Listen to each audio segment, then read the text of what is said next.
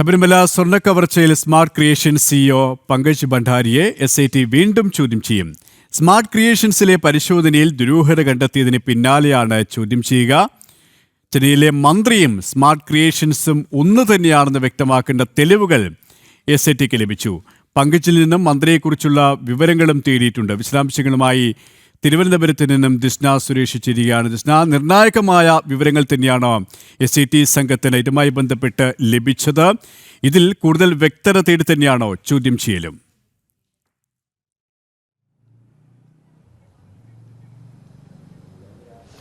തീർച്ചയായും KP, ഈ സ്വർണ്ണ കവർച്ചയുമായി ബന്ധപ്പെട്ട് പ്രധാനമായും എടുത്തു പറയേണ്ടത് SIT ആദ്യഘട്ടങ്ങളിൽ അല്ലെങ്കിൽ ഇതിന്റെ അന്വേഷണം ഹൈദരാബാദിലേക്ക് വ്യാപിപ്പിക്കുന്നു എന്നത് തന്നെയാണ് മനസ്സിലാക്കാൻ സാധിക്കുന്നത്. അതിൽ ഈ മന്ത്ര എന്നൊരു സ്ഥാപനത്തെ സംബന്ധിച്ചുള്ള അന്വേഷണത്തിലേക്കാണ് SIT എത്തിയിരിക്കുന്നത്. ഈ മന്ത്രയും അതോടൊപ്പം തന്നെ ഈ ഉണ്ണികൃഷ്ണൻ പോറ്റിയുടെ സുഹൃത്തായ നാഗേഷും തമ്മിലുള്ള ബന്ധം, അവിടെയാണ് ഈ സ്വർണ്ണപ്പാളി എത്തിച്ചത് എന്നൊരു കണ്ടെത്തൽ ഇന്നലെ തന്നെ അന്വേഷണ സംഘം എത്തിയിരുന്നു എന്നത് തന്നെയാണ്. ഈ ഹൈദരാബാദിലെ മന്ത്ര ഗോൾഡ് കോട്ടിങ്സ് എന്ന സ്ഥാപനത്തെക്കുറിച്ചാണ് നിലവിൽ അന്വേഷണം നടത്തുക.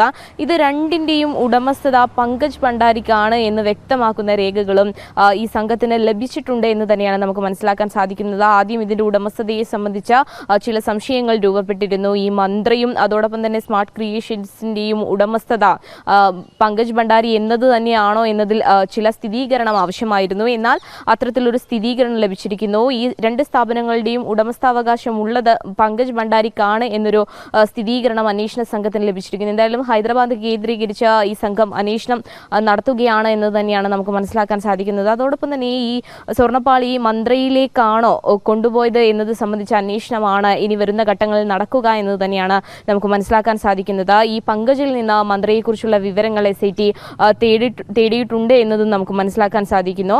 മാത്രമല്ല, ഈ ചെമ്പിലും പിച്ചളയിലും ക്ഷേത്രത്തിലേക്കുള്ള വസ്തുക്കൾ നിർമ്മിച്ചു നൽകുന്ന സ്ഥാപനം കൂടിയാണിത്. അപ്പോൾ ഈ സ്ഥാപനത്തെ സംബന്ധിച്ച് മറ്റെന്തെങ്കിലും ഉരുപ്പടികൾ ഇതിനു മുൻപ് ഈ സ്ഥാപനത്തിൽ എത്തിച്ചിട്ടുണ്ടോ എന്നുള്ള കാര്യങ്ങൾ കൂടി പരിശോധിക്കേണ്ടതുണ്ട് എന്ന് തന്നെയാണ് അന്വേഷണ സംഘം ഇപ്പോൾ വ്യക്തമാക്കിയിരിക്കുന്നത്.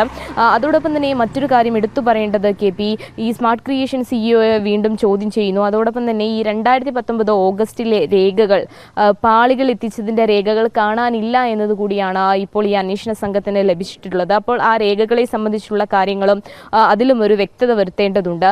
എന്തായാലും ഹൈദരാബാദിലേക്ക് അന്വേഷണം നടക്കുന്നു. ഈ മന്ത്രിയുടെയും സ്മാർട്ട് ക്രിയേഷന്റെയും ഉടമസ്ഥത പങ്കജ് ഭണ്ഡാരിക്കാണെന്ന കണ്ടെത്തൽ സംഘം എത്തുന്നു. അതോടൊപ്പം തന്നെ ഉണ്ണികൃഷ്ണൻ പോറ്റി എന്നൊരാൾക്ക് ഒറ്റയ്ക്ക് ഇത് ചെയ്യാൻ കഴിയില്ല എന്നത് തന്നെയാണ് അന്വേഷണത്തിന്റെ തുടക്കം മുതൽ കണ്ടെത്തിയിട്ടുള്ളത്. നാഗേഷിനെ ഉൾപ്പെടെ ചോദ്യം ചെയ്യുമെന്ന് അന്വേഷണ സംഘം വ്യക്തമാക്കി.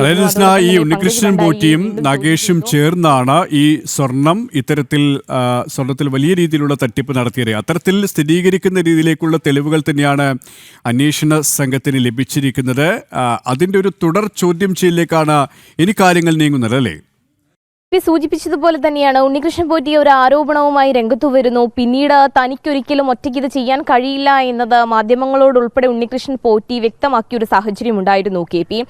അതോടൊപ്പം പിന്നീട് സുഹൃത്തുക്കളെ കേന്ദ്രീകരിച്ച് അന്വേഷണം നടക്കുന്നു. പ്രത്യേകിച്ച് നാഗേഷിനെ കേന്ദ്രീകരിച്ചാണ് അന്വേഷണം നടന്നിരുന്നത് എന്നത് തന്നെയാണ് നമുക്ക് പറയാൻ സാധിക്കുന്നത്. പിന്നീട് നാഗേഷ് ഉൾപ്പെടുന്ന സ്ഥാപനം, അതോടൊപ്പം തന്നെ സ്വർണ്ണപ്പാളി എവിടെ എത്തിച്ചു, എവിടെ നിന്ന് എവിടേക്ക് എത്തിച്ചു എന്നതിനെ സംബന്ധിച്ചുള്ള അന്വേഷണം, പിന്നീട് സ്മാർട്ട് ക്രിയേഷൻസിന്റെ ഉടമസ്ഥതയെ സംബന്ധിച്ചുള്ള അന്വേഷണം, അത്തരത്തിലായിരുന്നു ഈ സംഭവവുമായി ബന്ധപ്പെട്ട അന്വേഷണം നീങ്ങുന്നത് എന്നത് തന്നെയാണ്.